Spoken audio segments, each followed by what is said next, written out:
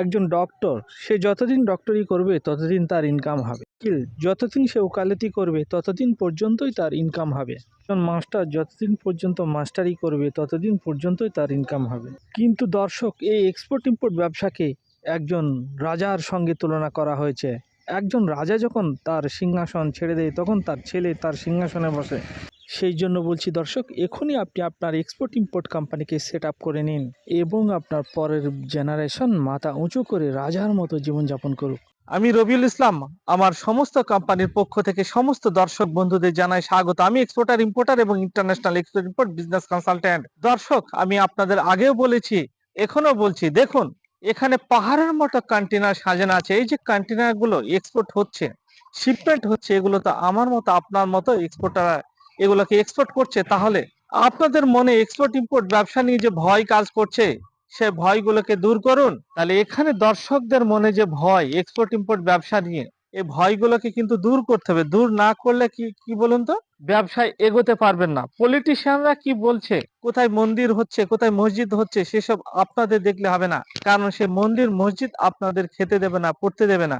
আপনাদের নিজেদেরকে স্বনির্ভর হতে হবে। আর আপনারা যদি নিজেরা স্বনির্ভর হতে চান, নিজেরা যদি জীবনে কিছু করতে চান, তাহলে আপনাদের কিন্তু এক্সপোর্ট ইম্পোর্টের ব্যবসা শুরু করতেই হবে। যদি আপনারা এক্সপোর্ট ইম্পোর্ট ব্যবসা শুরু না করেন, আপনারা কিন্তু স্বনির্ভর হতে পারবেন না।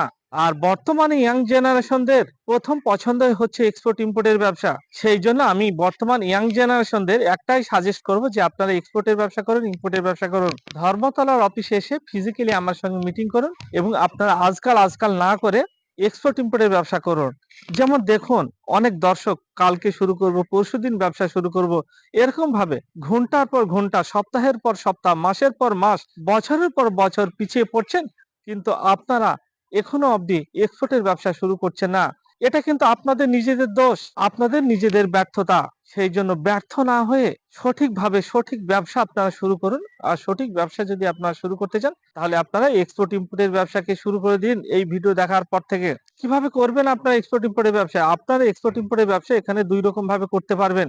একটি সিস্টেম হচ্ছে আপনারা আপনাদের নিজেদের নামে কোম্পানি সেট আপ করে লাইসেন্স করে করতে পারবেন। সে লাইসেন্স কোম্পানি সেট আপ আমরা আপনাদের করে দেবো। আরেকটি সিস্টেম হচ্ছে আমরা দিচ্ছি ডায়মন্ড ফ্র্যাঞ্চাইজি।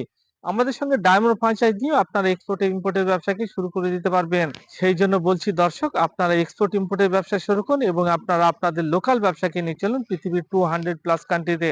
এবার কারা কারা করবেন এই এক্সপোর্ট ইম্পোর্টের ব্যবসা?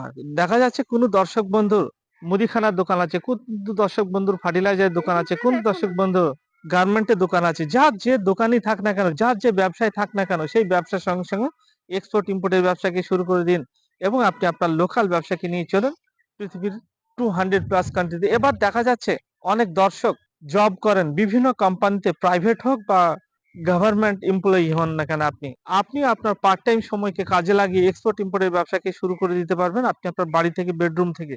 সেই জন্য বলছি দর্শক, নিজের মূল্যবান সময়কে নষ্ট না করে কালকে নয় আজকে এই ভিডিও দেখার পর থেকে এক্সপোর্ট ইম্পোর্টের ব্যবসাকে শুরু করুন এবং আপনি আপনার লোকাল ব্যবসাকে নিয়ে চলুন পৃথিবীর 200+ কান্ট্রিতে।